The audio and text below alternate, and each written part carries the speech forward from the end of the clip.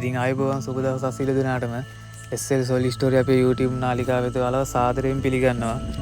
ඉතින් මං අද ඔයාලට ගෙනාවේ කොමුඩු වගාවට ඉස්සල්ලාම දාන්න පොහොර මුරේ ගැන වීඩියෝ එකක් තමයි ඉතින් ගෙනාවේ. මගේ නම් හරි කාලේ පහු වෙලා තියෙන්නේ කොමුඩු වල. හරියටම දින 12කින් කොමුඩු වලට පොහොර වැටෙන්න ඕන. රෑන් හිටන් ගිහලා තියෙන්නේ මගේ නම්. ඉතින් වල කපාගද්දි සාමාන්‍යයෙන් මොන පරතරයක් තියෙන්න ඕනද කියන දේ අනිවාර්යයෙන්ම වැදගත් වෙනවා. මම නම් ඉතින් වලවල් ටිකක් කපා ගත්තා. ඉතින් මම ඔයාලට පෙන්නන්නම් මොන පරතරයකින්ද අපි වලවල් කපා ගන්න ඕන පළවෙනි පොහොර මුරේදී කියලා. ඉතින් ගහේ ඉඳන් ඔයාලට පේනවනේ. ගහේ ඉඳන් මම කපලා තියෙන පරතරේ සාමාන්‍යයෙන් අඟල් 2ක් වගේ තමයි. අඟල් 2ක් වගේ ශාකේ නම් අඟල් 2ක දුරකින් තමයි වල කපා ගන්න ඕන. මොකද තාම පොඩි පැල හින්දා ලොකුවට මුල් දුවලා නැති හින්දා ළඟින් එයාලට පොහොර උරා ගන්න පුළුවන් වෙන්න තමයි අපි ළඟින් පොහොර මුරේ දාන්නේ. ඉතින් අපිට මෙන්න මේ විදියට හම්බුනොත් අපි ඒකට කොහොමද පොහොර දාගන්නේ? ඔයාලා බලන්න මම වලවල් කපලා තියෙන විදිය. ඉතින් පැල තුනටම වැටෙන විදියට තමයි මම වලවල් කපලා තියෙන්නේ. ඉතින් අපි බලමු දැන් මොනවද කොමුඩු වලට දාන්න හොඳ පොහොර. මම මොකද්ද පළවෙනි මුරේට යවන පොහොර කියලා අපි බලමු.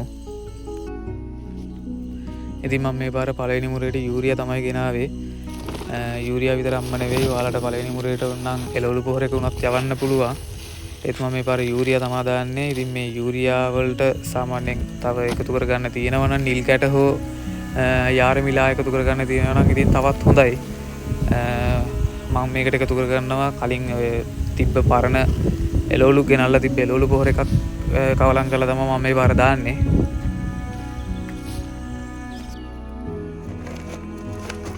ඉතින් මම යූරියා වලට එළවලු පොහොර එකතු කරා කියලා ඔයාලා එහෙම කරගන්න යන්න එපා. ඔයාලා මම කිව්වා වගේ නිල් කැට හරි යාරමිලා හරි ඒ දෙකෙන් එකක් එකතු කරගෙන යවන්න කොමුඩු වලට පොහොර මුරේ.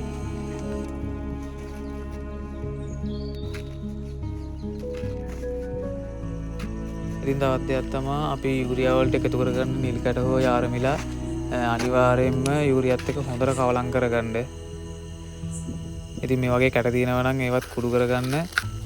සාමාන්‍යයෙන් බාල්දියකට දාලා මේ දේ කරගෙන යන්න එපා. අනිවාර්යයෙන්ම ඊටි කොලයක් හරි මොකක් හරි දෙයක් බිම එලලා පොහොර කවලම් කරගන්නකොට උදැල්ලක් ආධාරයෙන් කවලම් කරගන්න.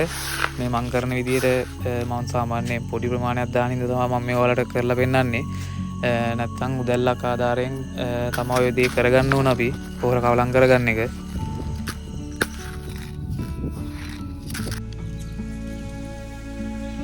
ඉතින් මම දැන් ඔයාලට පෙන්නන්නම් පළවෙනි පොහොර මුරේදී අපි කොච්චර ප්‍රමාණයක් පොහොර දානවද කියලා.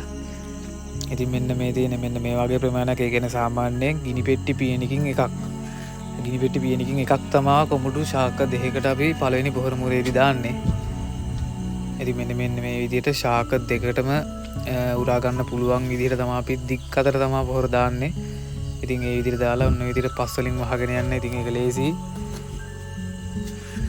ඉතින් හරි ඔන්න ඔය විදිහට තමයි පළවෙනි පොහොර මුරේ පොහොර දාන ප්‍රමාණය. ඉතින් ඔන්න ඔය විදිහට දාගෙන වහගෙන යන්න තමයි තියෙන්නේ. ඉතින් කොමුඩුව ගාවේ පළවෙනි පොහොර මුරේ ගැන මොකක් හරි ප්‍රශ්නයක් ගැටලුවක් තියෙනවා නම් පල්ලෙහාන් කමෙන්ට් කරන් යන්න. ඩිස්ක්‍රිප්ෂන් එකේ මගේ නම්බරේ දාලා තියන්නම්. අනිවාර්යෙන් කෝල් එකක් දෙන්න. එහෙනම් ඔයාලට ජය වේවා.